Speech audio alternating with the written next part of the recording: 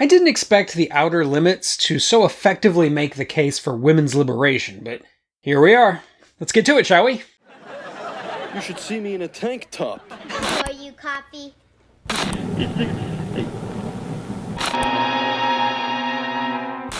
The Outer Limits.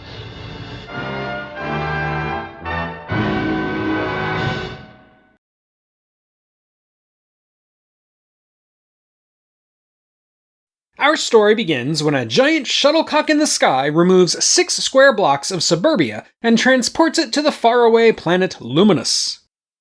As a new day dawns on a church in Midgard, Rhea Cashman awakens to discover a thick, unusual fog outside, which she tells her husband Ralph is probably radioactive. She nags him about going to work on Sunday and not eating a real breakfast. I'm eating a fresh. Really, Ralph? But Ralph steps outside anyway, marveling at the sun's unusual height in the sky and the distinct air of Silent Hill about the neighborhood. I'm looking for Mary.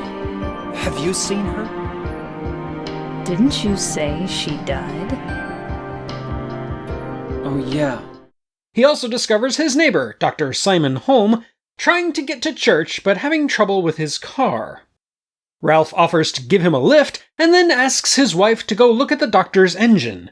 After the two men are gone, Rhea looks under the hood of Simon's car and discovers the engine is suffering from a bad case of warping in and out of existence. On the road, Ralph asks Simon how he's doing in the most awkward and leading way possible. I wish we were friends, so I could ask you what's breaking you up.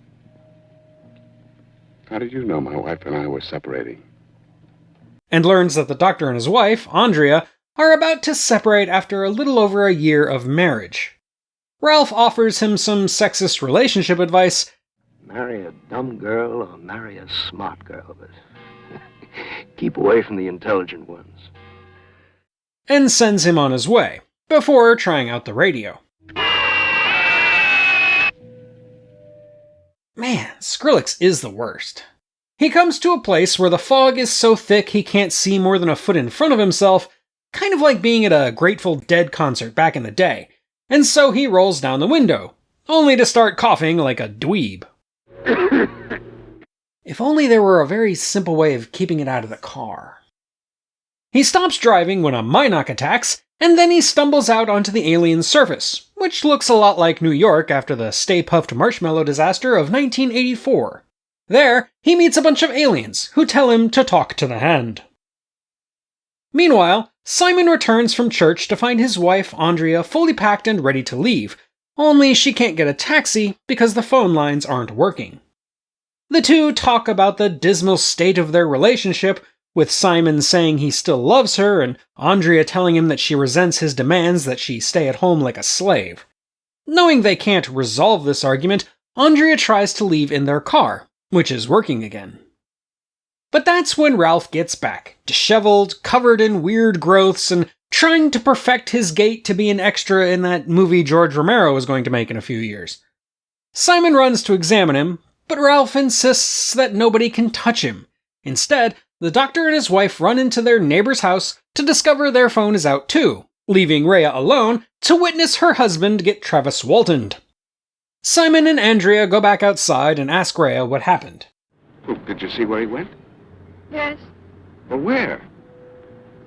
Thin air. Then a strange figure hides in a nearby garage, and when Simon goes to investigate, the stranger tells him to go away using a suitably creepy voice. I'll go away if you will.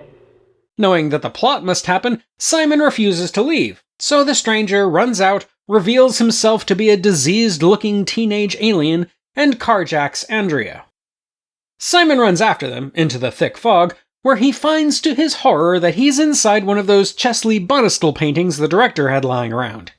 He also meets the aliens, who explain to him that they've taken the literal slice of Americana he calls home in order to conduct a feasibility study about whether or not the human race could survive on their home planet. The Luminoids, you see, become immobile as they get older due to the disease, so they need slaves to do all their work for them while they stand immobile in their so-called contemplative energy plants. They go on to explain that if they determine that humans only get sick if they touch somebody else who is already infected with the immobilizing disease, the Luminoids can probably manage to keep the human race alive. Therefore, depending on the results of their feasibility study, they may or may not abduct the entire human population of Earth. They send Simon back to his home, where he is reunited with Andrea, who has undergone a sterilization process just in case she got too close to the Luminoid teenager. They talk about what they've learned, with Simon clearly laying out the stakes. Simon feels like giving up in the face of hopelessness, but Andrea wants to fight.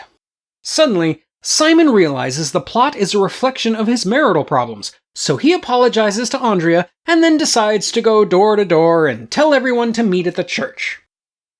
Andrea notices she's infected, but like that one character in every zombie story ever written, she doesn't tell anyone. Somehow, Ralph escapes his alien captors once again and stumbles back to town, a little worse for wear and looking for his wife Rhea.